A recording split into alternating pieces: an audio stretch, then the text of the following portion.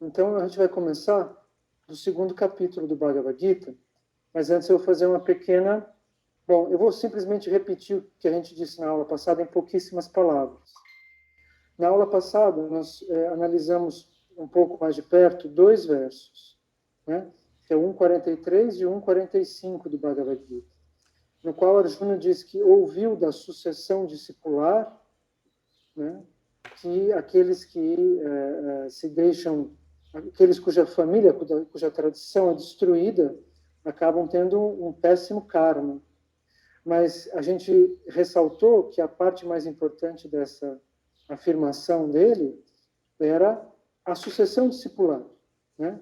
Anushruma, em sânscrito.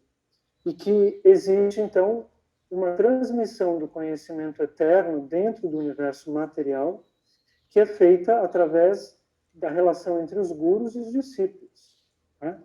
Que mesmo quando não há escrituras colocadas em livro, como nós temos à disposição hoje, né, que isso é realizado através do ensinamento oral, né? Os Vedas foram colocados por escrito 5.000 anos atrás, mas antes disso eles já eram transmitidos de guru a discípulo oralmente, né? E que existe sempre, de Deus para com o mundo material, um rio de néctar que transporta essas informações fidedignas. Que encontrar esse rio, essa transmissão é muito raro. Isso é uma coisa que diz respeito ao karma, pois muitas pessoas se aproximam, inclusive, dos Vedas e não encontram mestres fidedignos. Outros encontram mestres que invertem as escrituras, né? Outros se filiam a outras filosofias e jamais chegam a esta, né? Demora muitas vidas para nós termos o mérito de alcançar Krishna através de uma transmissão fidedigna. Então eu vou fazer meus mantras aqui, se vocês me permitem, né? Para poder invocar essa tradição perfeita, né? Que está atrás de nós, né? Através deles nós chegamos a Krishna. Om Jnanati Mirandasya Gyananjanan Shalakaya Chakshurum Militam Yena Tasmai Shri Gurave Namaha. Shri Krishna Chaitanya Prabhu Nityananda Shri Advaita Gadadara Shivasadi Gaura Bhakta Vrinda Ki Jai. Hare Krishna Krishna Krishna Hare Hare Hare Rama Rama Rama. Eu também poderia ter pronunciado o outro mantra aqui, vocês já devem ter ouvido falar, que é Vanchakalpatarubhasya Kripa Sindhubheva Patitanam Pavanebhyo Vaishnavebhyo Namo Namah. Com o tempo nós vamos aprendendo esses mantras. Um deles está no começo da introdução do Bhagavad Gita, e os outros também aparecem durante a introdução do Bhagavad Gita, que vocês têm na mão aí. E o significado também está contido na introdução do Bhagavad Gita. Vamos, então, para o outro aspecto. Nós também dissemos que, além desse rio de informação perfeita que nós atingimos através do karma positivo, né, que nem todos se interessam, o Bhagavad Gita está aí à venda desde que antes de nós nascermos, mas nós só chegamos a ter ele recentemente, né? Porque Krishna permite que isso aconteça. Então, há esse teatro kármico para que as coisas se manifestem. E, ao mesmo tempo, também, dentro desse teatro kármico, a outra coisa que nós vimos, né, é que existe uma hierarquia kármica, né? Então, ele fala sobre as mulheres, né, que as mulheres se tornam degradadas quando não há mais o respeito pelo Dharma, pela religião correta, pelo ensinamento perfeito, e isso degrada a família inteira, né? Os homens, todos são degradados pela falta de castidade no coração da sociedade que não tem mais uma relação com Deus, como nós podemos presenciar hoje em dia. Então, né, nós falamos também na vez passada que há uma hierarquia na realidade. Há sempre entre as pessoas aquele que é o mais novo e aquele que é o mais velho, aquele que tem a idade intermediária, ou aquele que é mais alto ou aquele que é mais baixo, ou aquela que é mais bonita e aquela que é menos bonita, ou aquele que é mais inteligente e aquele que é o menos. Isso faz parte da realidade material, porque isso também faz parte da realidade transcendental. Existe Krishna e existem suas expansões. Então existe o um e existem os outros, as outras formas de Deus que derivam da sua forma original, né? A Giza fez um comentário dizendo que tinha entendido que Krishna era Deus e que também existia um Mahavishnu, né, que manifestava os mundos e que ele descia no universo material na sua como o Avatara, né? Ela escreveu isso no nosso diálogo aqui durante a semana, na forma de um peixe, né? Sim, eu já deveria ter dado aula sobre os avatares de Krishna para a gente continuar com as aulas que nós fizemos no passado, mas por acaso nós resolvemos falar sobre o Bhagavad Gita e isso virá num segundo momento. Deus, Avatara significa aquele que desce, não significa o filme de Hollywood. Né? E, na verdade, Maya utiliza desses filmes, dessas brincadeiras, para nos despistar, né? A cultura com a qual nós estamos acostumados, na verdade, é como se fosse um despistamento, um labirinto que nos afasta da compreensão das palavras como elas são para Krishna, como elas significam eternamente, né? Isso é o que significa Kali Yuga. Nós estamos caindo dentro do tempo e a cultura vai embaralhando as cartas e uma palavra sagrada se torna um filme ou o nome da fotografia do Facebook. Eu troquei meu avatar, foto do perfil. Mas, na verdade, o ser humano não faz isso. Isso é uma pequena forma da ignorância relativa à espiritualidade, né, que vai perdendo a sintonia com o real significado das palavras. Muito bem.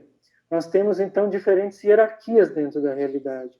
Existe aquele que é o mais elevado espiritualmente, né, que é o Vaishnava, que está liderando em termos de elevação espiritual e de consciência do que é Deus e do comportamento que leva a Deus, né, que leva a Krishna, no planeta naquele momento. Né? E cada um de nós está num momento, cada um de nós está num gênero, num karma, numa cidade, num corpo, numa idade, numa compreensão. Né? E isso são como identidades dentro dos raios do Sol. Imaginem como o Sol, Krishna é o Sol, e nós somos esses raios, e cada um está num ponto do cosmos, tentando voltar, né, tentando atingir a compreensão do que é que está acontecendo e chegar até Deus, né, e entender Deus. A palavra voltar é um pouco complexa, nós vamos entendê-la mais tarde. Mas, então, nós falamos sobre esses dois aspectos. Existem os gêneros, a mulher e o homem, que são dois lados de uma experiência humana. Né? Existem almas que estão em formas animais, ou que estão em formas de semideuses, ou que estão em formas demoníacas, né? Entidades que não são favoráveis a Deus e querem manipular a matéria, né? A seu próprio benefício. Né? Para que vocês entendam como que isso funciona, e antes da gente passar então para o segundo capítulo, o karma, por exemplo, de animais, semideuses e seres demoníacos, ele é como eles recebem o fruto do karma da vida humana, né? Mas eles não estão produzindo karma novo. Então, por exemplo, uma pessoa ela é apaixonada por cachorros. E ela, como ser humano, ela passa a vida em adoração aos cachorros. Ela entende o cachorro. Ela vai sintonizando a mente, na experiência do cachorro. Né? Quando ela morre, no caso dela realmente ter feito isso como uma adoração, como uma meditação, ao invés de ela se aproximar de Deus, ela se aproxima daquela forma animal. Né? E segundo os Vedas, ela vai repercorrer a sequência de todos os animais do cachorro para cima, até ela voltasse a ser humano. Vamos supor que... e a gente tem dificuldade de entender que isso possa existir, né? Que isso possa acontecer, mas existe uma alma dentro do cachorro. Quem é aquele cachorro? Como é que ele se move? Quem é que está olhando para você a partir do corpo dele? Né? Então, vocês podem entender que tudo que se movimenta, qualquer animal que se movimenta dentro tem uma alma, uma gira, uma partícula, né? Uma de consciência, porque senão não seria possível ele se movimentar. Se você fizer um ser feito de pura química, ele nunca vai se movimentar. O que é que sai, o que é que morre quando o animal, quando a alma sai do corpo? Né? Por que você não pode dar uma injeção e ele volta a viver? Porque a alma foi embora. Né? Essa alma, ela é igual à sua. Então, às vezes a gente vê pessoas andando na rua com o cachorro na coleira, mas eles ignoram que existe um igual a ele, num karma diferente, andando de quatro, porque ele acredita naquela mentalidade, porque ele se sintoniza com aquela experiência e ele deseja inconscientemente aquela forma. E Krishna realiza isso. As pessoas falam, mas Krishna, Deus não é mau, ele não vai me voltar para a forma de um cachorro. Não, Deus não é mau, mas você só deseja isso, você cultua esse animal. A sua foto do Facebook é esse animal, você se identifica com isso. Você diz para as pessoas que ele é mais fiel do que os seres humanos, né? Então você está desejando isso, e Krishna não tem outra alternativa que não te trazer de volta para aquela forma, para que você passe por esse desejo e supere esse desejo, o desejo de conhecer a Deus, não mais esta ou aquela outra forma relativa ao universo material. Então, eu espero que você não venha como peixe na próxima encarnação, porque você não vai conseguir ouvir sobre Krishna, né? A gente tem a impressão de que os animais estão num estado de superior ao humano, mas isso é a nossa ignorância. Eles não podem conceber Deus, né? Eles não podem falar sobre Krishna e entendê-lo. Então, isso automaticamente os faz inferior. E na sequência, por exemplo, do que é explicado nos Vedas, né?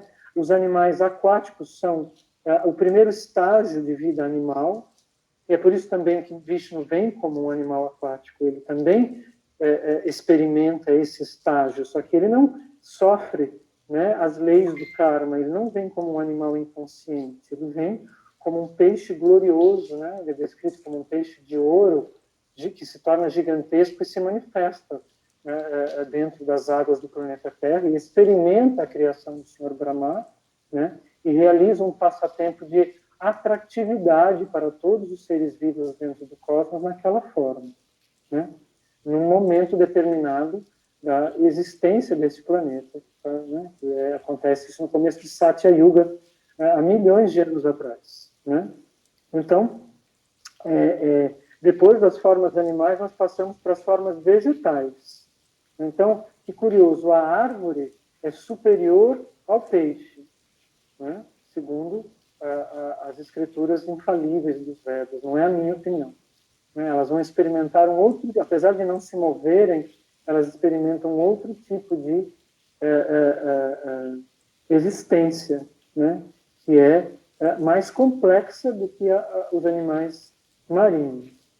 Obviamente que possam existir exceções, por exemplo, a baleia ou alguma... Krishna tem regras, mas depois, quando você entra dentro das regras, você vai perceber que existem diferenças e exceções específicas, né? Então, por exemplo, o que acontece com uma alma que se sintoniza, tem um aquário, ele se apaixona pelos peixes, ele não fala mais com seres humanos, ele se senta, ele tem até filmes sobre isso, às vezes. Ele fica olhando nos olhos do golfinho e ele está se sintonizando com aquela energia, né? Uma vez perguntaram para Srila Swami Prabhupada, e aqueles surfistas, ele estava dando aula na praia, que estão ali surfando?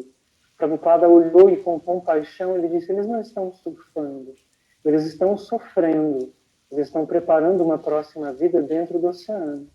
Eles são tão apaixonados por essa experiência de viver na água, que isso lhes será concedido. E eles vão atravessar de novo toda a plataforma animal para até novamente ter uma chance humana e tentar entender Deus numa encarnação futura. Então, os mamíferos aquáticos, como as baleias, existem. Krishna, o bordado que ele faz na realidade material é extremamente complexo, só que ele também tem uma regra. A gente entende a regra e depois a gente vai descobrir quais são as exceções, que é o avante, né? A baleia como mamífero está acima da árvore. Em teoria, eu não tenho aqui nenhum shastra que me explique isso no momento, mas, né? E, por exemplo, a gente tem a percepção do animal, só que ela é externa. A gente fala que lindo ser uma árvore, mas você acha lindo porque você está fora. Qual é a experiência de estar dentro? Né? Você acha bonito um aquário, né? Ele te transmite paz porque você está fora e você vê ele como um filme. Você está tendo uma recepção daquele animal que não é o que ele vive, Como você pode entender que às vezes você acha que tal pessoa é muito feliz e muito tranquila, mas depois de um pouco você descobre que ela tentou cometer suicídio, né? Que ela tinha sucesso e depois você percebe que ela era infeliz. A gente tem um julgamento muito leviano, né? Bom, se você adorar as plantas, sim. Gostar muito de plantas é uma coisa, mas se você as adorar, por que a gente adora Krishna, né, no altar?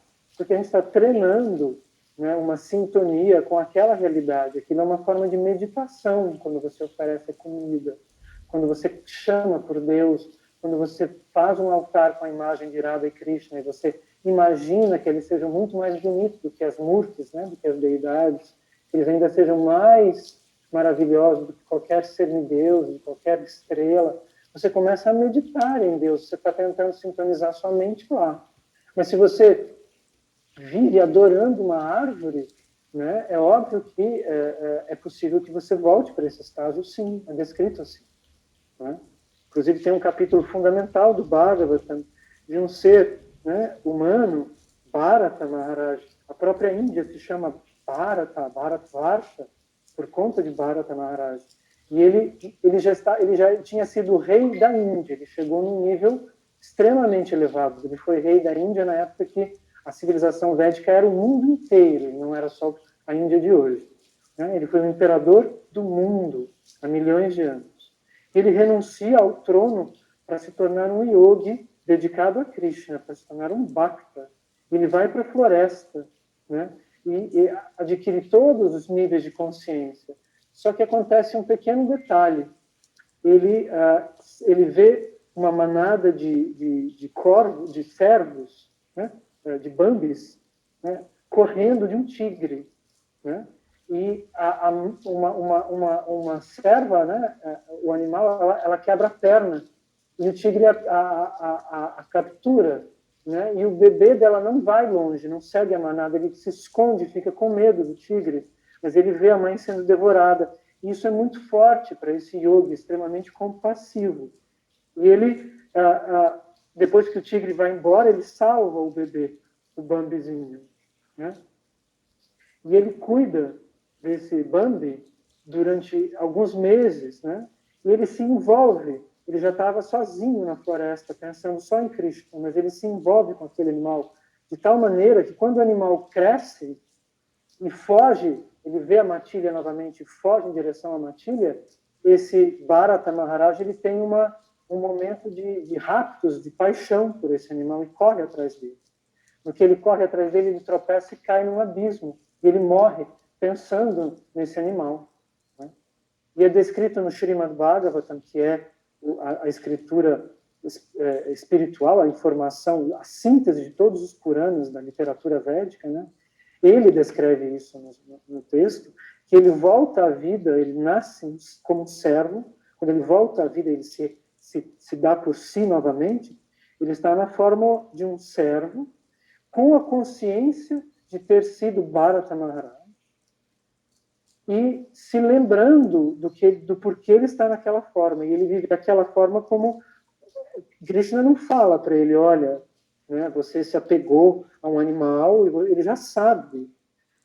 Só que Krishna dá para ele a memória da vida passada. Ele não vem como um servo comum.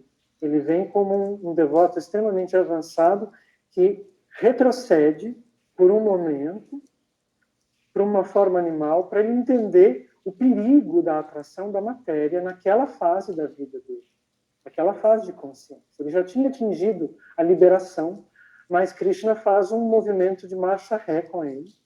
Ele vive como um servo, ele se afasta da matilha de servos e descobre um ashram de Vaishnavas na Índia, acontece isso. Né? E ele vai viver ao redor dos monges e comer os restos das comidas dos monges, tenta se aproximar deles para que ele possa morrer ali. E assim acontece. E ele volta como humano com a memória dessas duas últimas vidas. A última vida dele é como humano, né? E ele conta que nessa vida, de tanto medo da energia material, ele finge que ele não entende os outros seres humanos. Ele não nasce retardado mental, nem um pouco, ele é muito inteligente.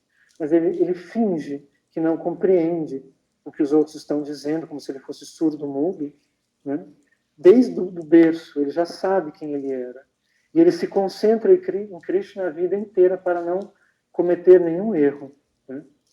Então, isso é exemplar e factual. O Bhagavatam avisa, né? A verdadeira iluminação é você entender que as escrituras védicas são factuais, elas não são somente metafóricas. Elas também são alegóricas e metafóricas. O que acontece com um sábio ou com um rei de milhões de anos atrás vai servir para que a gente medite e entenda hoje o que é a atração pela matéria, né? Tem um lado alegórico, mas acontece o que está descrito nos verbos, né? Isso às vezes a gente precisa meditar para compreender. Simplesmente algumas pessoas podem dizer, eu não acredito, ou eu não concordo. Ultimamente eu ouvi uma pessoa dizendo para mim, eu concordo com isso, ou eu não concordo com isso. Mas assim, é muito pouco você concordar ou discordar, porque Deus não muda se você discorda do que Ele é. Com Deus a gente não concorda nem discorda, a gente aprende, né? Então, a natureza é muito maior e muito mais enigmática do que o homem pode entender, né? Então, esse é o processo. Você se volta para a forma animal, você vai repercorrer centenas de vezes diversas espécies e vai crescer naquelas espécies do nível da ignorância para o nível da paixão e para o nível da bondade, como é descrito, até você voltar à forma humana e ter novamente a chance de você entender Deus, né? Esse é o motivo da sua encarnação humana. A sua vida humana, ela tem a flor de lótus dela, né? O que germina de maravilhoso dentro da vida humana é a possibilidade de você poder atingir Deus. Isso a partir, por exemplo, os semideuses são superiores ao homem, mas como ele não produz karma, ele não vai produzir uma próxima vida diferente, ele vai para indicar. Já o homem pode desejar qualquer coisa, tanto chegar até a forma de uma árvore, quanto de um semideus, quanto de um demônio, como, por exemplo, pessoas que fazem coisas como pedofilia, né? Isso leva a pessoa para encarnar numa forma demoníaca. Ela está cometendo um crime hediondo que vai levá-la para um determinado nível, que é abaixo dos seres humanos, né? Que é abaixo dos animais, né? É abaixo do oceano, na profundeza da matéria que essa pessoa se manifestará, né? Então, as nossas ações frutificam dessa forma. Então, o homem pode tanto escolher ser isso ou aquilo, quanto escolher Bhakti, quanto escolher se aproximar de Krishna. Isso é aberto para dentro da possibilidade humana, né? Por isso que semideuses fazem fila, eles pedem para reencarnar como seres humanos, para eles poderem realizar o que a gente está tentando, né? Que é o processo de Bhakti Yoga. Muito bem, vamos para o segundo capítulo, então. Vamos abrir a primeira página do segundo capítulo. Eu estou aqui com um livro em inglês, né? Vamos para 2.1. Né? Então, Krishna, Sanjaya está descrevendo, né, para Dhritarashtra, como vocês viram na primeira aula, né? E ele está dizendo que, vendo Arjuna cheio de compaixão, com a mente triste e deprimida, né, com os olhos cheios de lágrima, Madhusudana, que é Krishna, né, disse as seguintes palavras. Vamos para o segundo verso. Bhagavan Uvacha, Shri Bhagavan Uvacha, a Suprema Personalidade de Deus disse. Então, por exemplo, aqui a gente já pode ver que o texto é bem claro do Bhagavad Gita, né? Tem gente que interpreta o seu eu superior é Krishna e o seu eu inferior é Arjuna, mas o texto não diz isso, né? E como a gente estava dizendo, os Vedas, você entender o que está escrito é o processo, né? A sua mente tem que se afinar com o significado real das escrituras. Está dizendo aqui, Bhagavan é Deus, aquele que possui todas as opulências. Shri, nesse caso, a gente poderia traduzir como o sagrado. Então, o sagrado Deus disse. Não está escrito seu eu superior falou, com a sua mente inferior. Está escrito. O supremo Deus, o sagrado Deus disse. E ele diz, meu querido Arjuna, como essas impurezas vieram até você? Como esses sentimentos e esses pensamentos vieram até você? Eles não são de benefício para um homem que conhece o valor da vida. Eles não levam para planetas superiores, mas para a infâmia. Então, isso que a gente falou agora já está aqui, né? Krishna está falando sobre isso, né? Quando ele diz, eles não levam para os planetas superiores, mas para a infâmia.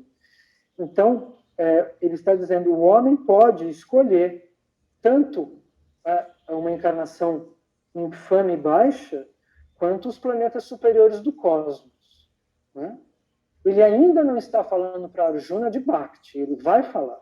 Nós estamos no começo da conversa espiritual que eles têm no campo de batalha de Kurukshetra, certo?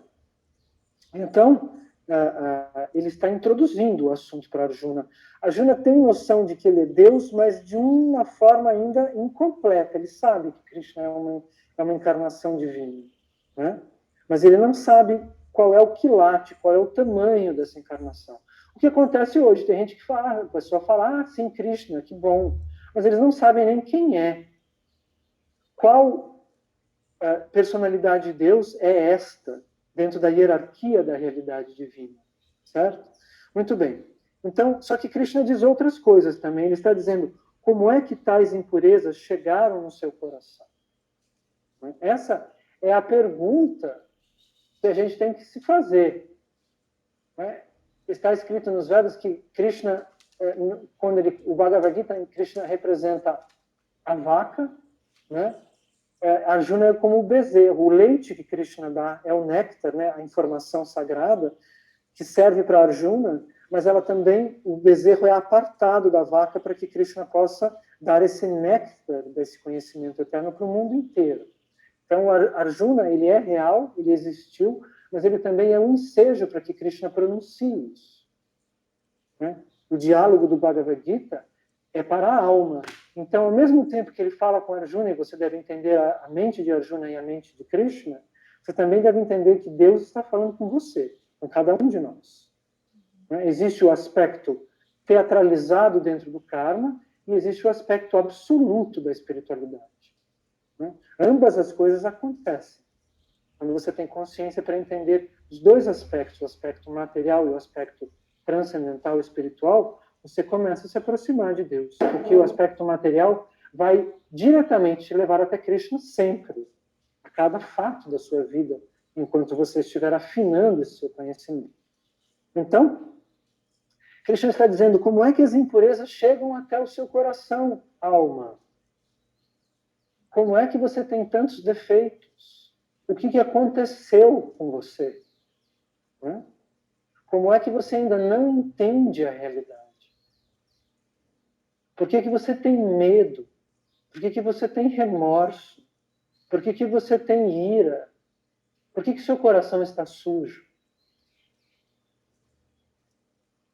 Nós já dissemos na aula passada que Krishna, que nós temos que nos livrar dos anartas, das sombras que encobrem o coração humano, né? E que essas sombras, elas são inerentes ao universo material, à realidade dualista desse universo material, né? Existe a amizade e existe a vingança, por exemplo, né? Então, como é que a gente se livra dessa gangorra de felicidade e tristeza? Né? Nós temos que tomar consciência desse fato e descobrir que, na verdade, nós estamos dentro de uma mente universal. Né? Nós estamos dentro de uma experiência que serve para que a gente possa purificar tudo que há de negativo dentro de nós, para que a gente possa atingir a perfeição. Então, Krishna está dizendo, mas como é que essa imperfeição chegou até você? Né? De uma certa forma, eu já respondi isso na primeira aula. Né? O universo está transmitindo aos nossos chakras esses anartas, esses defeitos através do poder das estrelas. Né? Eu expliquei que Krishna diz, em determinado momento, eu estou amarrado, eu sou escravizado pelo desejo do meu devoto puro, assim como o homem comum é escravizado, né, pelo poder das estrelas. Tem gente que diz assim, eu não acredito no horóscopo. Faz muito bem, o horóscopo do jornal provavelmente não tem informações suficientes, né, védicas, inclusive, para dar todos os detalhes da vida de um ser humano. Quanto mais de centenas de milhões de pessoas que são de Áries ou Capricórnio. Né? E aquela frase é muito curta, além de que as informações estão faltando no Ocidente. Mas você não entender que as estrelas têm um eletromagnetismo gigantesco capaz de movimentar a sua energia sutil é falta de conhecimento. Muito bem.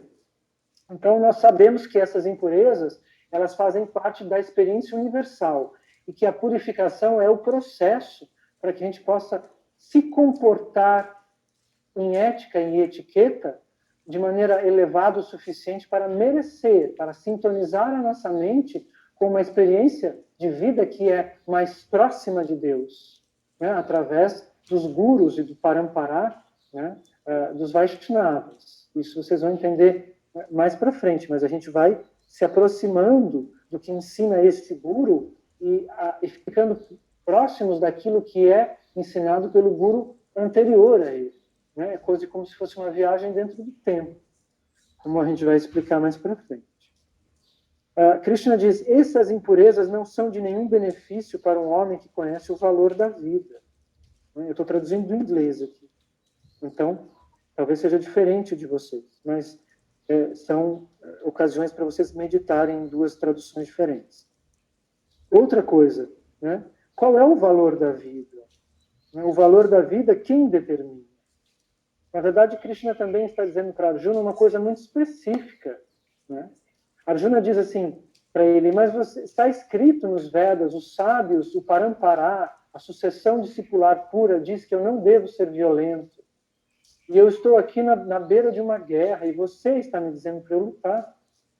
Né? E Krishna vai dizer para ele, mas o que está acontecendo? Você está encarnado dentro desse universo? Onde? Com quem? E quando? Né? A resposta é, Arjuna teria que responder, eu estou com você. Né? E Krishna dá a ele a ordem de combater contra o exército maligno dos Kouros. Né? A Isa perguntou quem são os Kouros. Os Kouros são os primos que usurpam o poder dos Pandavas. Né? Eles sobem ao poder injustamente. E inauguram isso em Kali Yuga, praticamente. Né? É a era de quem sobe ao poder injustamente. Né? Existem tragédias escritas na Inglaterra, elizabetana, sobre isso. Mas por quê? Né? Porque quando Kali Yuga entra, né, há uma inversão de valores. Muito bem. Então, não é de benefício algum nós não sabermos o valor da vida, e a Arjuna não é de benefício algum ele não saber que Krishna é Deus. Né? Então, Krishna vai dizer para ele, mas sim, existe o Dharma, existe a lei que eu mando pronunciar aos humanos, né? Através dos meus avataras literários, através das almas purificadas que descem do mundo transcendental e explicam os Vedas, eu não estou falando de outras escrituras, explicam os Vedas para os seres humanos.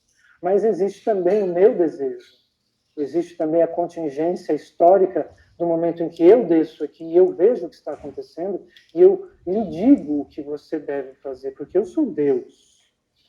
Né? Então, existe também o fato de que, diante de Krishna, né, há algo acima da lei do Dharma. Né? Por exemplo, Yudhishthira Maharaja, não sei se eu já citei isso para vocês, mas ele se nega a dizer uma frase que contém uma inverdade em um determinado ponto da batalha de Kurukshetra. Mesmo com Krishna sugerindo a ele que diga isso, que pronuncie aquela frase.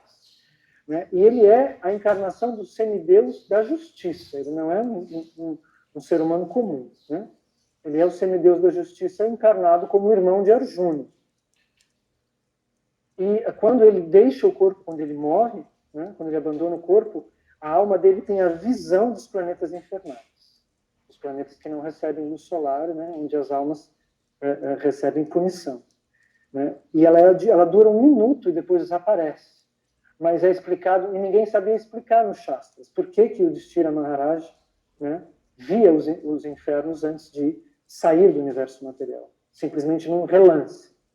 E os Vaishnavas explicam isso. Né? Tem coisas que só os Vaishnavas revelam ao mundo, que faz parte do processo da fé nestes gurus que nós seguimos, descobrir essa questão.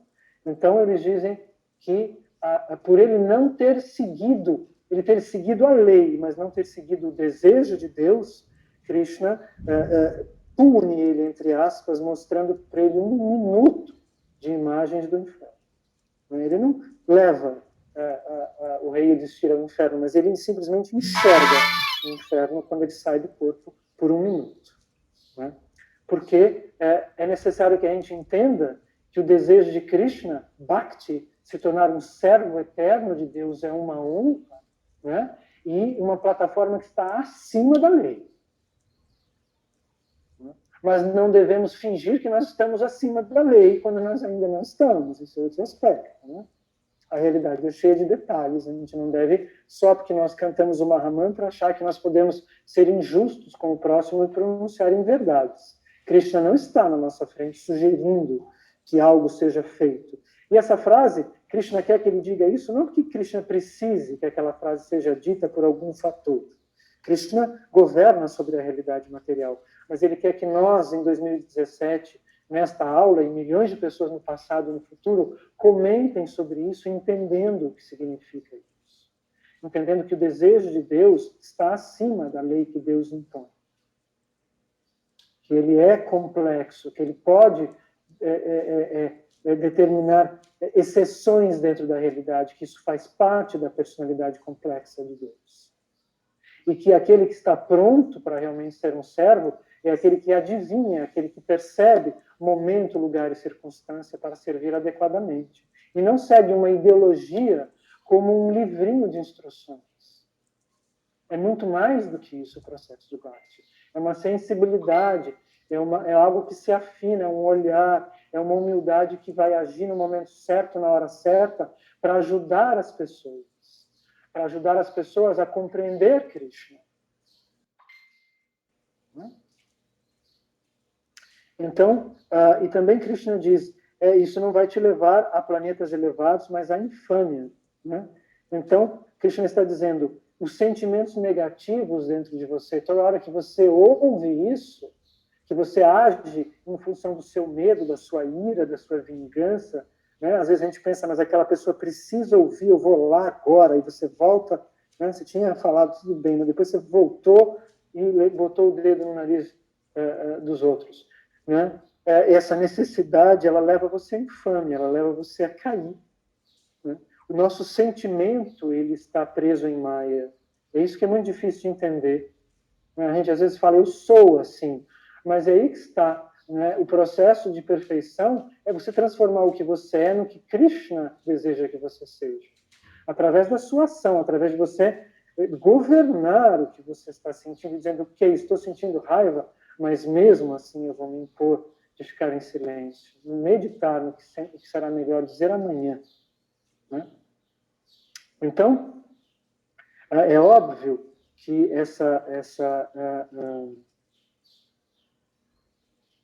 o que você quis dizer com tem que ser muito forte para Bhakti Yoga? Sim, você vai se experimentando, mas existe também um processo para você chegar lá, né? Que acontece através de oração, através do Mahamantra, né? E através da sua oração. Vamos supor que você deseja, a um certo ponto da sua vida, parar de ser uma pessoa gulosa, uma pessoa maldosa, uma pessoa que critica as pessoas depois que elas saem da sua casa, né? Você não consegue parar, mas aí a pessoa vai embora e você fala, mas você viu o fulano? E você descreve as atitudes negativas do fulano. Né? Se você ora aos pés do seu altar ou da frente do Bhagavad Gita, se ajoelha no chão e pede, Krishna, eu tenho esse defeito existe no mundo, ele está no meu coração, eu não tenho força para lutar contra esse defeito, mas eu estou pedindo para você me ajudar. Eu preciso me ver livre dessa feiura, dessa tristeza que me consome, que me impede de te entender. Você pode me ajudar? Por favor, me escute e me ajude. Se você ora 3 vezes por dia na frente do altar, né, você vai atingir isso. É que a gente não pede, a gente acha que você pede meio minuto, fala, eu queria tanto ser assim, e depois se abstrai e vai comer pizza. Entendeu? Não há a determinação. Krishna quer ver você implorar. E por que Krishna quer ver você implorar? Porque o homem tem que aprender humildade. Né? Então é necessário que você se ajoelhe no chão e peça. Eu não quero brigar com tal pessoa. Eu quero ter a paciência de ter compaixão pelos erros dessa pessoa. Por favor. Eu estou pedindo hoje, eu vou pedir hoje de novo, e eu vou pedir amanhã. Se você pedir 15 dias, você vai ver a diferença do seu comportamento. Porque as pessoas não sabem orar, né? A oração é um dos 9 membros de Bhakti. Um deles é cantar o Mahamantra, mas o outro é oração. É você se ajoelhar no chão e falar com Krishna. Né? Isso é necessário. Eu quero parar de beber, eu quero parar de comer carne. Nunca mais. Krishna, me ajude. De joelhos eu estou pedindo para você.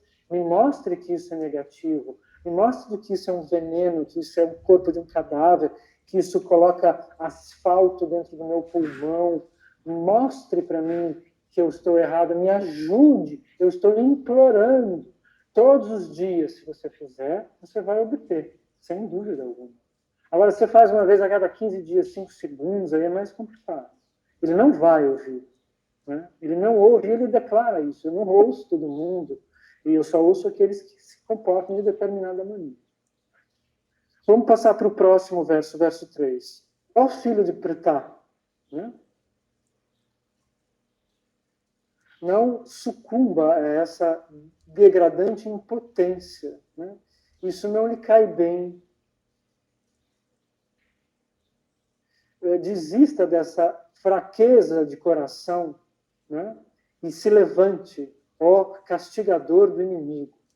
Né? Essa frase é fantástica. E a gente lê isso e a gente acha que a gente viu uma frase bonita. Né? A gente acha que a gente achou poético e que a gente entendeu. Mas vamos analisar. Eu já talvez tenha dito para vocês. Né? Quando ele diz, ó filho de Pritá, né? Partha, eu acho que se pronuncia em sânscrito.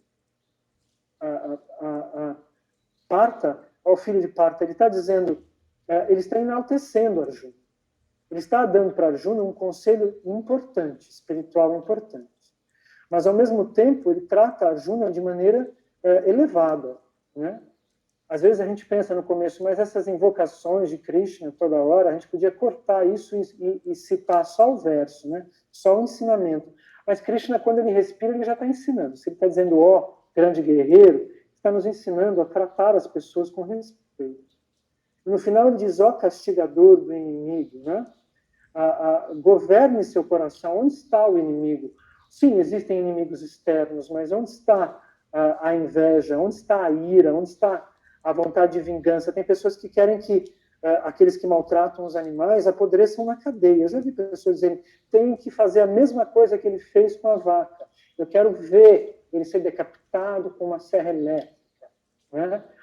Meu Deus, você não quer só que a vaca morra com a serra elétrica, você quer matar um ser humano com uma serra elétrica. Né? Você quer que a pessoa seja violentada por não sei quantos milhões de presos porque ele violentou uma mulher. Muito bem, ele cometeu um crime hediondo, mas você quer que outros milhões de crimes sejam cometidos com aquela pessoa. Você deseja isso. Você pronuncia isso, você publica isso. Né? Do que você é feito? Você é uma onda de vingança? Você quer que não sei quantas pessoas vão para a cadeia? Né? Por que você não quer que as pessoas aprendam e melhorem? Né? Sim, existem crimes que merecem punições extremamente elevadas, mas talvez você, como simples cidadão de Avaré, né, ou de São Paulo, ou de uma cidade aqui da Índia, né, não está na posição kármica de determinar a punição de tal pessoa. Né? E que para você, como pessoa espiritualizada, em específico, uma pessoa espiritualizada, o correto é você desejar que aquela pessoa aprenda, não que aquela pessoa seja queimada viva.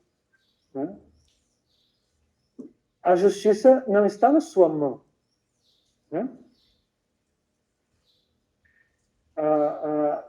É preciso dominar esse coração. O inimigo está dentro de você, mas ele não está dentro de você assim como uma frase qualquer. Né? A mente é má.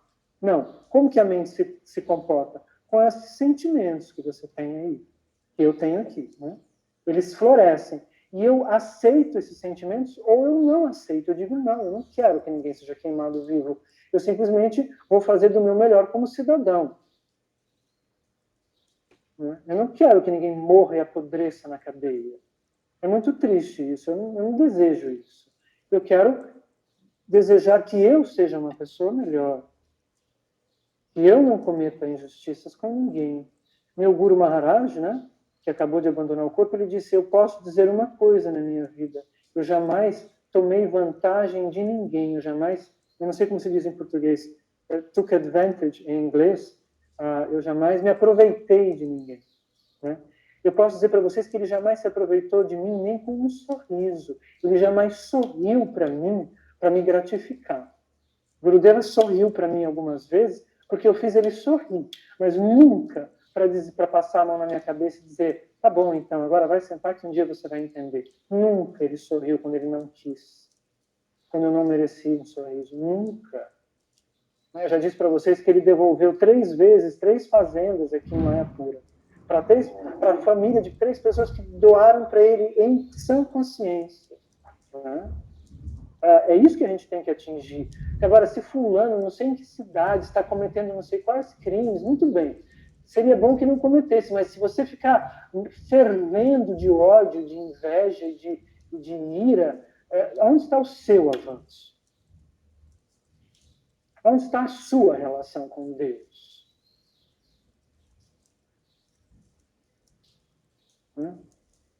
Eu não vejo na ação sanguinolenta que a cultura da New Age, que a New Age, por um lado, produz uma cultura de paz, mas, ao mesmo tempo, precisamos derrubar a Babilônia. Eu não vejo nisso algo espiritualizado. Eu vejo nisso, na verdade, assim, a dicotomia, né, do relativismo material. Por um lado, um amor que vira luxúria, todo mundo deveria ter relações com todo mundo. E, por outro lado, entendeu, um ódio que deveria matar os policiais. O que é isso? Isso é a manipulação da cultura de massa de Kali Yuga. Isso não é a opinião de uma pessoa que realmente reflete no que é a compaixão e no que é o verdadeiro trabalho. Purifique o seu coração.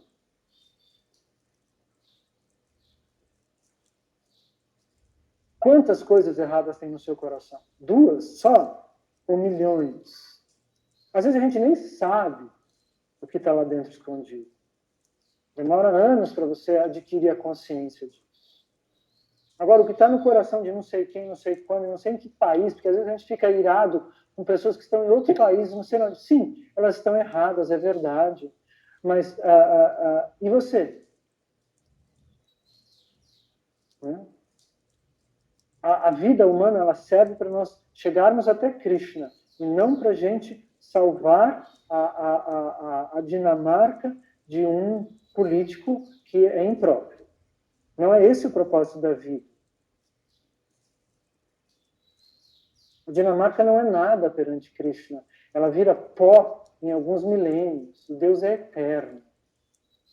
Deus existe há milhões e milhões de universos no plural, e ele existirá para sempre. Isso tudo é um teatro que nós estamos vendo que deve nos ajudar a purificar a nós mesmos. Exatamente. E esses inimigos, o nome deles é ignorância. Nós temos que ouvir de quem? De uma alma autorrealizada, o que é a justiça. A justiça é que todos tenham acesso a essas informações sobre Krishna.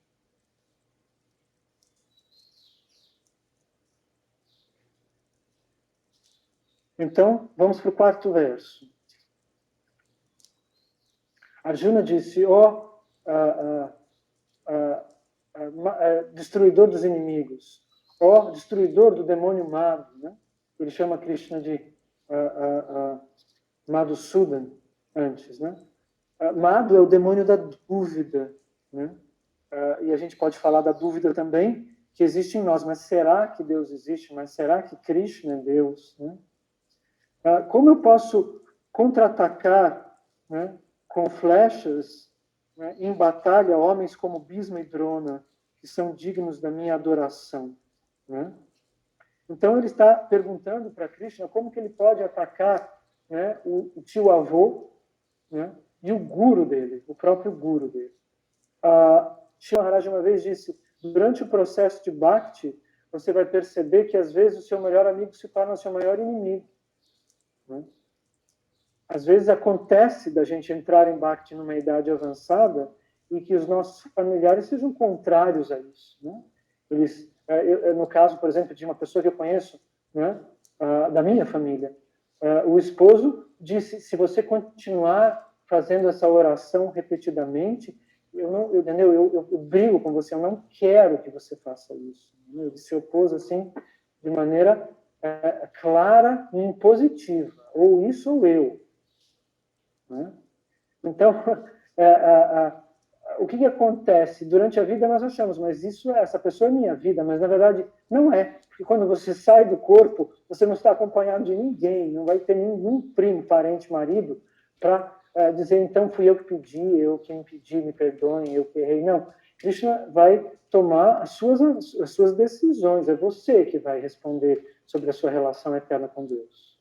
Ninguém mais vai se interpor em relação a isso. Né? Sim, é muito difícil essa parte. É muito difícil, mas ela faz parte do nosso teste. Nós temos que... Krishna vai te perguntar, quem é que está na frente para você? Sua tia-avó ou eu? Seu cachorro ou eu? Seu vizinho ou eu? Ele vai perguntar. Seu filho ou eu? Ele vai perguntar. Seu sobrinho ou eu? Ele vai perguntar. Sua namorada ou eu? Ele vai perguntar. E você vai responder com suas ações. E ele vai te retribuir na medida em que você agiu. O seu nível de bhakti, o seu nível de devoção vai estar à altura de como você respondeu. Eu privilegiei minha mãe, porque naquele momento, ele vai dizer, muito bem, está certo, você agiu de maneira, digamos, correta em relação ao Dharma, à lei. Mas em relação à sua relação comigo, você deixou ela em segundo plano.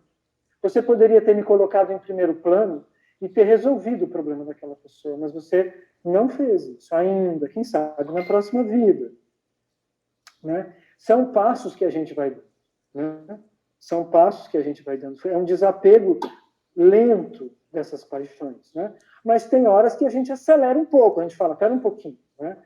De que me adianta eu cozinhar para 600 pessoas, né, numa cidade que tem muita fome, se eu não ofereço o prato para Cristo? Né? Se eu não me conecto com Deus na hora que eu estou preparando esses alimentos? Né? Se Deus não está no meu coração, de que adianta a minha caridade mecânica? Né? Porque, assim, o que é difícil para a gente entender é que sem o absoluto nós não somos nada. Nada tem valor. Esse universo só serve para a gente descartá-lo. Essa que é a surpreendente verdade. O universo serve para que a gente diga não ao universo. Com as nossas ações. E a gente diga sim à nossa relação exclusiva com Deus. Isso é Bhakti. Agora, é muito para mim nesse momento, ok, você vai fazer um passo. Ninguém está dizendo, tem gente que pergunta para mim, mas peraí, então, e as famílias? Que eu tenho que virar celibatário? Eu não disse isso. Eu não estou pedindo para que ninguém vire celibatário. Né? Eu estou dizendo que existe um momento no qual a sua alma vai desejar. E é muito diferente um celibato circunstancial de um desejo específico. Tem pessoas que falam, mas eu sou celibatário há muitos anos. Mas você é celibatário porque você não está namorando? Ou você é celibatário porque você escolheu interromper a sua vida física para se concentrar na sua vida espiritual? São duas coisas bem diferentes. Né? Então, a gente não pode achar... E às vezes no começo a gente acha, mas Krishna me quer muito bem. Sem dúvida, Krishna quer bem a todas as almas. Mas isso não significa que ele vai permitir a você vê-lo no final dessa vida. O que conta é vê-lo. O que conta é você chegar próximo dele cada vez mais. Isso é o que conta. É você se livrar dessas placentas de ilusão. O que é a placenta da mãe? A barriga que você arrebenta e sai. O que é o tempo material? Ele é uma outra forma de placenta. O que é o ar ao seu redor? O que é o seu corpo? Ele é uma bolsa de líquidos, né? Isso é tudo, são coberturas. E o que são as vidas futuras? As barrigas que você vai atravessar até você encontrar o avatar adorado, que é Chaitanya Mahaprabhu, que distribui o acesso a Krishna. Né? Existe um processo para você ver Krishna. Né? A gente não sabe nem quem é que dá a entrada a esse processo hoje. Quem é o responsável no planeta Terra para que esse processo possa chegar até a sua alma. Quem está distribuindo essa misericórdia? A ignorância é muito grande dentro de nós. A gente tem que avançar e com vontade de avançar. Senão a gente fica no mesmo lugar, né? Que é longe, ouvindo falar de Deus. E, em alguns casos, na maioria dos casos, gravemente, casos graves, não ainda é capaz de chamar Deus pelo nome. Tem pessoas que conversam comigo que falam sobre Krishna e depois falam sobre Deus como se fossem duas coisas separadas. Eu gosto muito de Krishna, mas eu tenho uma relação muito profunda com Deus desde a infância. Mas espera um pouco. Sua relação é com Deus, mas Deus é Krishna. Você acha que Deus é alguma outra coisa além de Krishna? Você ainda não entendeu, né? É que Deus tem uma forma, um nome transcendental e uma personalidade. Mas uma coisa, eu dei um exemplo recentemente, uma pessoa querida. Eu disse, se eu chamar você de mulher, você gosta? Mulher, você pode sentar aqui. Mulher, traz para mim a água, por favor. Por favor, mulher. Né? Você não gosta. Por quê? Porque é desagradável. Ninguém gosta de ser chamado pelo substantivo que determina a sua posição. Mas se eu digo, Carla, você pode trazer para mim, por favor, um copo de água?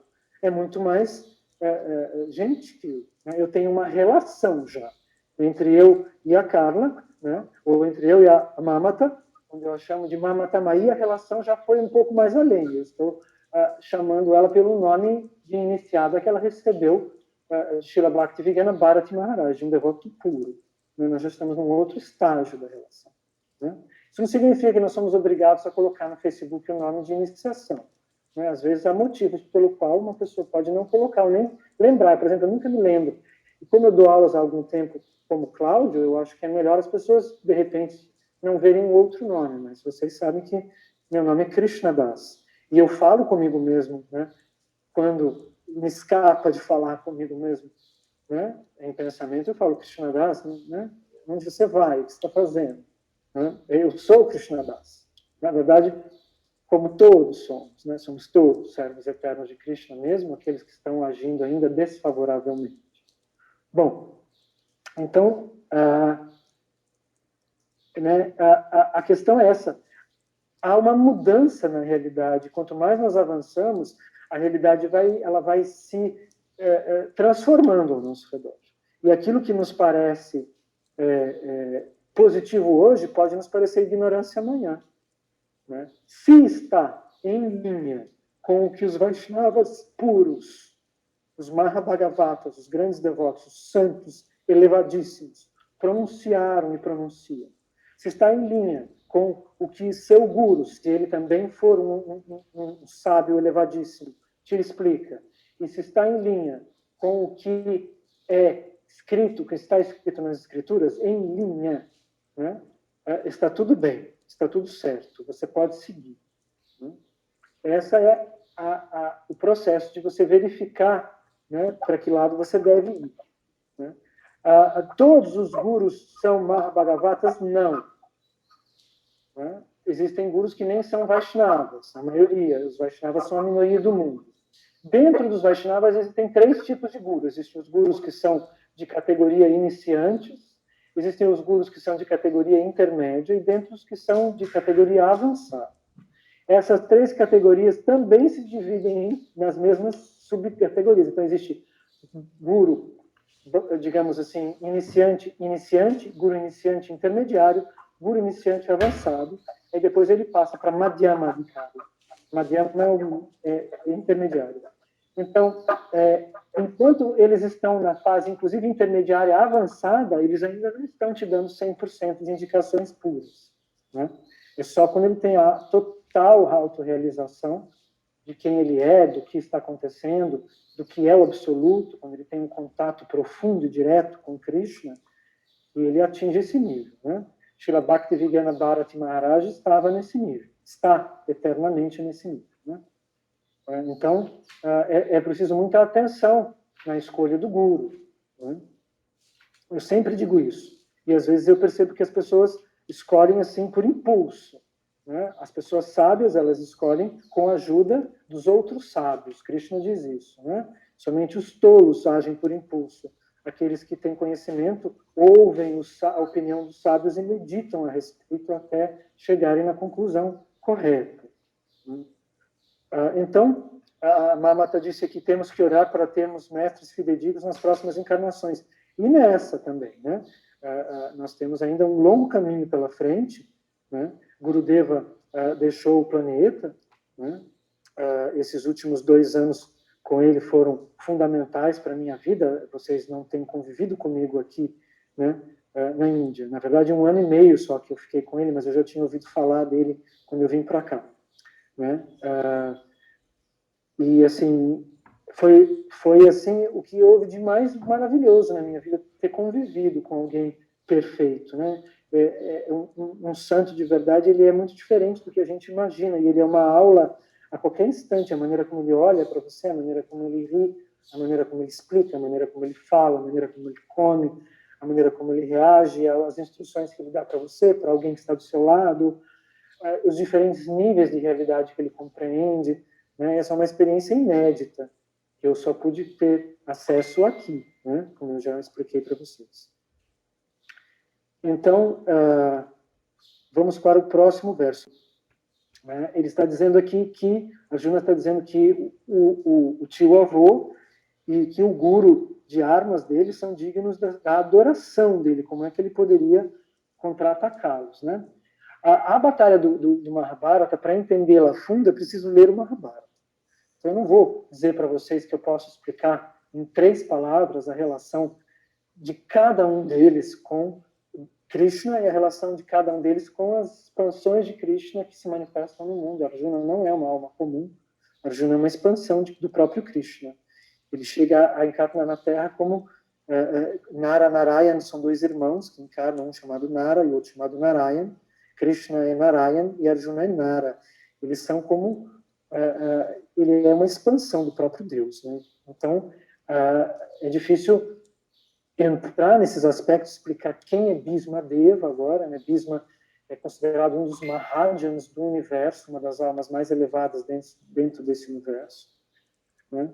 Dronacharya também tem uma história muito específica, e a gente não está tratando do Mahabharata agora. Mais para frente eu vou aconselhar para vocês começarem a assistirem alguns filmes sobre o Mahabharata, que são filmes contaminados, de Kali Yuga, né, imprecisos, mas é bom que a gente tenha acesso já. Então, se vocês quiserem, né, vocês podem assistir na internet. De forma alguma, o Mahabharata, daquele, acho que do Derek Jarman, ou não, é do Peter Brook, que é muito confuso, é muito complicado e muito ofensivo. Mas vocês podem assistir, tem filmes sobre o Mahabharata, tem desenhos animados, tem um chamado Arjuna, onde Krishna faz uma participação especial. Ele parece 5 minutos, é muito engraçado isso. E eles contam um aspecto da vida de Arjuna completamente minoritário, de maneira bastante pequena, mas foi o primeiro filme que eu vi, muitos anos atrás, já muitos não, 4 só anos atrás, sobre parece que passou uma vida, sobre o Mahabharata, e ele chama Arjuna, o filme, é uma animação, acho que japonesa, vou escrever aqui para vocês. Ó. Aí vocês podem ter uma pequena ideia do filme da guerra, mas assim, é muito pequenininho, a mesma coisa que transformar Deus, na verdade é isso, é transformar Deus num filminho de desenho para adolescente. Né? Então, assim, é uma operação obviamente redutiva e infantil, mas vocês podem assistir para começar a ter uma ideia do que foi o Mahabharata, do que é a guerra, né? do tipo de complexidade. É só um começo. O dia que vocês chegarem a ler o Mahabharata, vocês vão ter. Então, vamos avançar aqui. Vamos para o próximo verso, para o verso 5. Arjuna continua falando sobre isso. Né? Ele diz, seria melhor eu viver como um mendigo do que viver à custa né, de alguma violência em relação às almas que foram meus professores. O que ele está fazendo aqui? Ele está pronunciando o que é o Dharma. Né? O que é um professor? Por exemplo, às vezes eu vejo, né, que nesses últimos anos, dando aula, muitas pessoas se aproximaram de Vaishnavas que são muito mais elevados do que eu. Né? O que é a coisa mais fácil que existe. Né? Eu sou, aqui na Índia, principalmente, assim, eu sou aquele que assiste o homem que leva o copo d'água. Eu estou olhando os outros fazerem um bhakti. É isso que eu digo para mim mesmo e que é o que eu vivo. Né? Então, é muito fácil que alguma pessoa encontre Vaishnavas mais elevados do que eu. Aliás, é o normal. Né? Mas, às vezes, eu percebo que depois, às vezes, elas encontram mais um que elas acham que é mais elevado do que aquele primeiro, e depois outro, e que há como uma espécie de depreciação. Né? Ah, mas eu não vou mais prestar atenção, porque eu já estou conversando com um grande guru. Então, o respeito pelos nossos professores, ele é algo fundamental para Krishna, porque ele determina a nossa gratidão. Né? Principalmente quando se trata de filosofia Vaishnava. Né? E grifemos esse principalmente com todas as canetas, de todas as cores. Ou seja, quando se trata de compreender Krishna na sua totalidade, na perfeição do ensinamento, Krishna impõe algo que se chama, né, o respeito aos Vaishnavas, né, e que se opõe a Vaishnava parada, o desrespeito aos professores que ensinam sobre os Vedas, né, é algo muito grave. Por exemplo, às vezes as pessoas estão entendendo e cantando japa e avançando, e de repente elas param. De repente o interesse começa a diminuir, ela começa a diminuir de cantar, começa a diminuir de ler, começa a diminuir de prestar atenção, né? E ela começa a achar que simplesmente ela não está mais interessada. Isso é o pensamento comum, mas se ela for prestar atenção, ela pensou ou ela pronunciou alguma forma de desrespeito. Isso é um fato, isso é sempre assim. Então, a gratidão por aqueles que nos ajudaram a entender passo a passo, ela não é querida por mim, não sou eu que estou dizendo, olha, como sou eu que estou ajudando vocês agora, vocês têm que ser sempre gratos a mim. Se eu penso dessa maneira, eu caio também. Né? Se eu admito dentro do meu coração que eu ajudei vocês, acabou para mim. Krishna é muito tranchant, como dizem os franceses. Né? Ele, na hora de decapitar alguma bênção, é assim, passou a navalha e você nem percebeu. Você começa a simplesmente se desinteressar. Né? Até você perceber, se você quiser, oh meu Deus, por que eu estou parando de cantar? O que está acontecendo? Eu estou de novo voltando para a minha vida de antes. Eu critiquei algum Vaishnava, eu deixei de ser grato a alguém, eu cometi alguma forma de aparada, né? E dependendo do nível dessa aparada, dependendo do nível do Vaishnava para quem nós somos, né, por hipótese que não ocorra, pouco gratos, a queda é assim violenta e não tem retorno. Assim, Krishna simplesmente ele põe você na conchinchina, se ele quiser.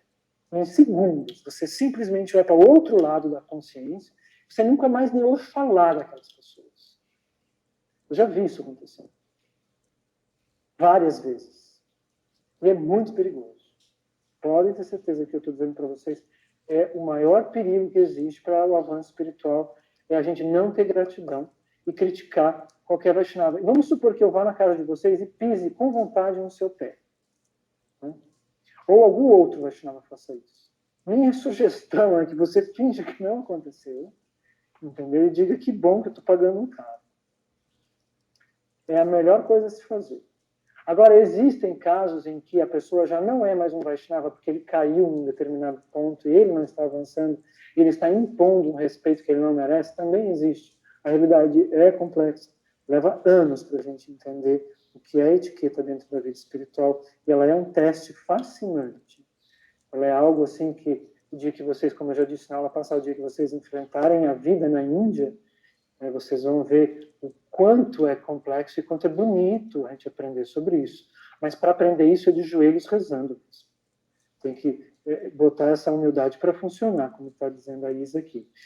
De joelhos rezando que a gente passa por esse obstáculo, porque o coração e a mente elas vão sugerir a ofensa. Vai chegar uma hora que a pessoa vai falar, mas o Krishnadas, ele não cita nada, ele não fala nada, ele não na verdade, tem gente que dá aula muito melhor.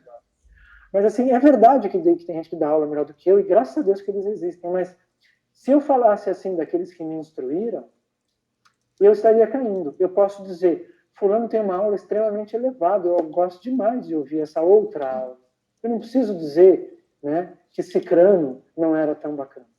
Né? Krishna acha ruim. Ele liga você de uma determinada forma pela linha da gratidão, e ele não concorda que você diminua alguém que lhe ajudou a entender um aspecto da realidade transcendental. Ele não admite isso. Assim como ele não admite que o filho maltrate a mãe ou o pai. Ele não admite, entendeu? É inadmissível. Não pode fazer. Tem coisas que não podem fazer. Assim como a Arjuna está dizendo, né, a lei é que eu não maltrate meu tio. Mas como que eu vou dar um tiro na direção de um exército onde meu tio-avô é o general? E o meu guru das armas, o homem que me ensinou a atirar, entendeu? É o capitão principal. Como que eu posso fazer isso, Krishna? Né? Ele não pode fazer isso. Krishna dá para ele uma autorização para que exista o Mahabharata, para que exista o Bhagavad Gita, para que a gente discuta sobre o que pode e o que não pode. Mas Arjuna, na verdade, seguindo a linha do que nós, seres humanos, almas condicionadas, podemos ou não podemos fazer, Arjuna não está errado. Só que Krishna vai revelar para ele um outro aspecto ainda mais elevado do que o Dharma, do que a lei, que é o serviço interno, né? Que é o serviço aos Vaishnavas. Então, se eu devo respeitar o meu professor de faculdade, eu não posso chegar para ele e falar, escuta aqui. Né? Isso é inadmissível. É inadmissível você gritar com sua mãe e com seu pai. Ah, mas eles perdem a paciência, eles me tiram a paciência. Morda suas mãos, vá para o seu quarto, faça o que você quiser. Não levante a voz com eles, porque você perde saúde. Você perde ar vital. Está escrito no comentário de Srila Vishwanatha Chakravarti Thakur, que é um Vaishnava super importante, né, que o primeiro que comentou, digamos assim, em tempos mais recentes, de Mahaprabhu para cá, o Srimad Bhagavatam, também ele diz, quando um jovem não nota e não percebe que uma pessoa espiritualmente elevada, ou mais velho do que ele, que tem mais experiência, entrou na sala e não age, não faz um sinal de cabeça, não demonstra deferência, ele perde ar vital, significa que ele morre mais cedo, ele vai perder tempo de vida na Terra, naquela vida. Essa é a lei. Né? Então, essa é a lei para, se seu avô entra no quarto e você fala, sai daqui, né? Estou dizendo coisas horríveis, mas é porque as pessoas hoje em dia se comportam assim. Né? Esse jovem que disse isso, ele está perdendo saúde, não só saúde é qualidade de vida, ele está perdendo prana, tempo de vida na Terra, ele está perdendo duração de vida. Quer ele acredite ou não. Então, isso é o Dharma. Acima do Dharma está a etiqueta Vaishnava. Então, você falar uma coisa dessa para um Vaishnava, você criticá-lo em pensamento e manter a crítica, mas ele falou isso e isso está errado. Mesmo que ele erre, ele está em fase de perfeccionamento, talvez. Né? Ele ainda não é o devoto puro, mas ele está subindo os degraus. Existem várias etapas para o seu crescimento, imagina para um monge. Né? Então, ele deve ser respeitado naquela plataforma. E você pode fazer muitas coisas com a sua mente melhores do que ficar repetindo um pequeno erro, uma pequena imprecisão de alguém que está doando a vida dele, noite e dia, né, para que as pessoas entendam Krishna. Então, perante os olhos de Krishna, esse desrespeito é muito pior do que você atirar contra Bhishmadeva e Dronacharya. Né? Não pode, de forma alguma. Isso paralisa a Bhakti. A gente volta para trás no tempo. Ah, mas eu achei que aquela aula não foi boa. O Krishna já desce aquelas portas de loja, sabe aquelas que descem de ferro, fazendo barulho? Fala 2 vezes para você ver. Na quinta, você passa 3 anos, entendeu, na Ilha Bela, entendeu, falando bobagem. Quando você vê, você perdeu de conhecer um grande santo. É assim. É assim. E a gente fala, mas eu não sabia. Eu estou supondo, né, processos, estou falando de coisas que eu vi. Eu não estou falando de vocês, eu estou falando de coisas que eu vi acontecer. Né, que acontecem aqui na Índia, que continuam acontecendo. Isso é um perigo que você nunca para de ter que se esquivar dele. É como um karatê mesmo. né? Krishna, ele dá muito valor para... Né? Ele é o absoluto, ele tem todo, não é que ele dá valor para si, ele tem todo o valor, ele é a existência, né? Então, quando nós colocamos ele em segundo plano, ele nos coloca em 15º, imediatamente. E principalmente quando nós colocamos em segundo plano as pessoas, né, ou somos pouco gratos com as pessoas que estão se esforçando para tentar explicá-lo, aí ele perde totalmente a paciência. Totalmente a paciência. Né? E às vezes, digamos que esse afastamento pode durar algum tempo, uma vida, 2 vezes ele dura milhões e milhares de anos. Existem faltas de respeito que correspondem a 100 bilhões de vidas de respeito ao Guru, que correspondem a 100 bilhões de vidas como verme nas fezes. Krishna pronuncia isso no Srimad Bhagavatam. O próprio Krishna afirma que certas coisas correspondem a 100 bilhões de vidas como verme nas fezes. Depois, está perdoado. Então, é complexa a situação. A gente tem que ficar esperto, né? Pois Bhakti é uma coisa delicada. Agora, como que cura isso? É muito fácil. É a gente ter carinho pelas pessoas, ter respeito pelas pessoas, pelo pai, pela mãe, né? E principalmente pelas pessoas que estão nos ajudando a entender Krishna. Né? Eu vou dar o exemplo, a pessoa que primeiro me explicou sobre Krishna, é uma devota, que é devota desde 74, eu tive a honra de tê-la todos os fins de semana na minha casa durante um ano. Né? Ela vinha quinta-feira, saía na segunda-feira e me dava broncas ininterruptas. Você não fale assim, você não faça isso. Onde já se viu? Que calça é essa? Eu tomei broncas, até práticas, de coisas simples, mas que me ajudaram muito a avançar rapidamente. Experimenta alguém falar alguma coisa dela na minha frente. Entendeu?